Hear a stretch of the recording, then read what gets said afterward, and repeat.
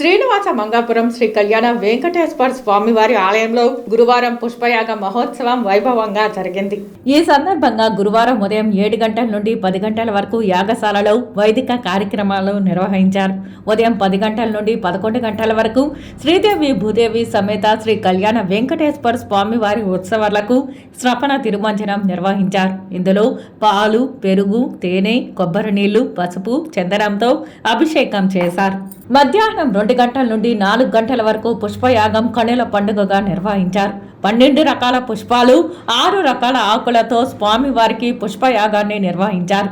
చామంతి, రోజాలు, గన్నేరు, సంపంగి, మల్లెలు, రుక్షి, కనకాంబరాలు, తామర, కలువ, మొగలిరేకలు, మాను సంపంగి పుష్పాలు, తులసి, దవనం, మరువం, బిల్వం, పన్నీరు ఆకు వంటి 6 రకాల ఆకులను ఉపయోగించారు. పుష్పయాగానికి 3 టన్నుల పుష్పాలను దాతలు విరాళంగా అందించారు.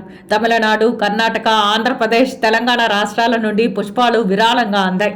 ఈ కార్యక్రమంలో ఆలయ ప్రత్యేక శ్రేణి deputy EO Varalakshmi, garden superintendent Srinivasulu, garden manager Janardhan Reddy, AEO Gopinath, superintendent Chengalrayulu, Venkataswamy, ఆలయ అర్చకులు బాలాజీ రంగాచార్యులు, టెంపుల్ ఇన్స్పెక్టర్ కిరణ్ కుమార్ రెడ్డి తదితరులు పాల్గొన్నారు.